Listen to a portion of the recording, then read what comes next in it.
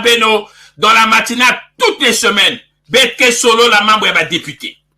Pour que votre la ndengeni les républiques nabiso ezali géré, je vais demander à la régie to komo kene mettons na pointe noire na circonscription ya Ntchétché oyo ba bengi Gaëtan Kodja oyo a gagné que kuna to tala dans quelles conditions Gaëtan Kodja a gagné que na circonscription ina Ntchétché ba ke zonzaka. Betke kwenda kuna betke tangir ben ba bimba ba panga mulu ben kuwa montu na betke interpeller Yans. Ibake Bokilaka Gaëtan Kodja, député de Ntchétché à Pointe-Noire.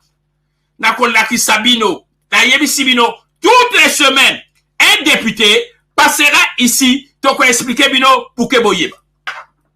L'interpellation de l'honorable Gaëtan Kodja, député de Ntchétché à Pointe-Noire. L'honorable Gaëtan Kodja a-t-il vraiment mérité la confiance des populations de la première circonscription de l'arrondissement 3 Ntchétché de Pointe-Noire? Point d'interrogation.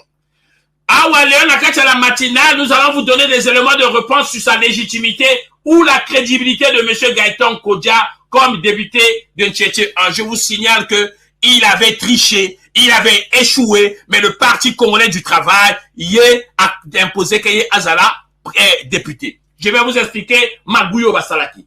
Population totale de la circonscription. Estimation de 2014, la population est de 71 287 habitants. Inscrits, 36 722, soit 51,51%. Votants, 27 236 personnes le 4 juillet 2022. Taux de participation, 74,17%. Taux d'abstention, 25,83%. Bulletin nul, 1216. Suffrage exprimé, 26 020 voix. Élu, Kodja Gaëtan, PCT, majorité, 75,63%. Analyse autoro salana, résultat aux yeux. Vu ces chiffres, on peut être tenté de conclure que M. Kodja jouit d'une certaine légitimité. Seulement voilà, à en croire les éléments contenus dans la requête en annulation introduite par M. Vivien Manangou, candidat indépendant de l'élection de M. Kodja Gaëtan ne reflète pas la réalité des urnes, moins encore la sincérité des votes. Son élection a été truffée de bien graves irrégularités. Voici pourquoi. Dans sa requête en annulation, le requérant évoque de nombreuses situations rocambolesques. Exemple, dans un bureau de vote, on dénombre 1106 votants, alors que le nombre inscrit était seulement de 909 électeurs, soit un écart de 197 électeurs, incompréhension déjà.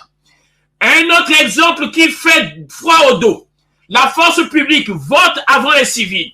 À l'enrôlement, le corps électoral de la force publique était de 338 électeurs. Malheureusement, on a enregistré 967 votants, soit un surplus de 629 voix, tout un fait insolite et attristant. Alors, d'autres irrégularités flagrantes ont été enregistrées.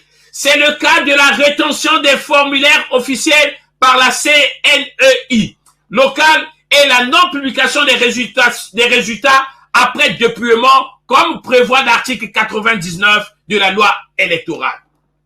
Alors, qu'est-ce que nous devons faire? Loin de prendre la défense de M.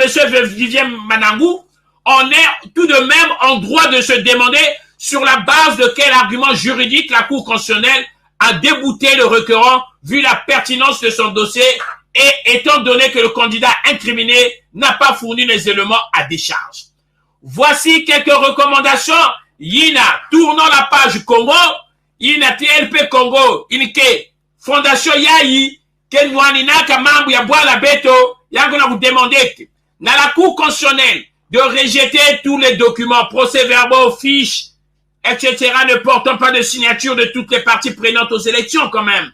Annuler automatiquement toute élection où le nombre d'inscrits est inférieur au nombre de votants. C'est la moindre des choses. On n'a pas besoin de faire Sciences Po que 2 plus 2 égale à 4. On ne peut pas faire 2 plus 2 égale à 19 quand même. Sanctionner sévèrement les agents de la CNI impliqués dans les irrégularités électorales.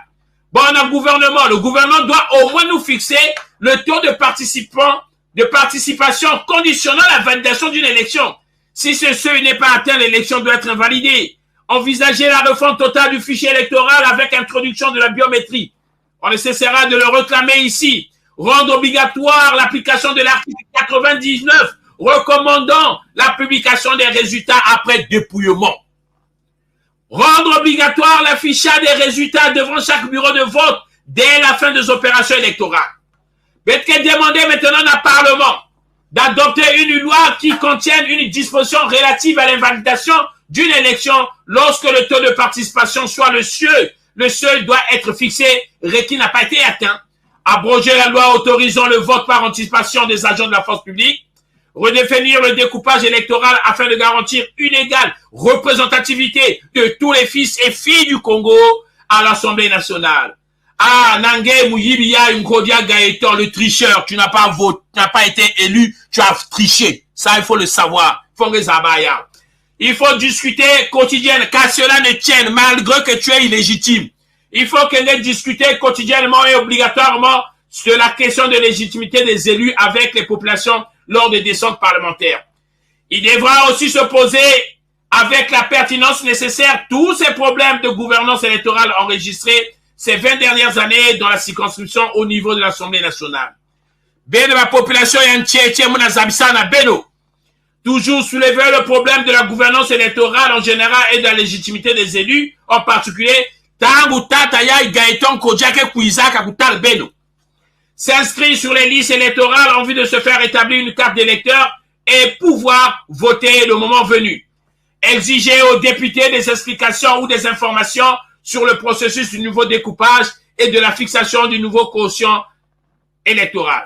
Se faire délivrer, se faire délivrer une carte nationale d'identité en temps réel et de participer massivement au vote. Alors voilà ce que nous pouvons dire sur celui-là qui n'a pas mérité le suffrage. Ça, je vous le dis. Il a même mérité le suffrage à la Congolais. Il y a là-bas, Gaëtan Kodia, il est là.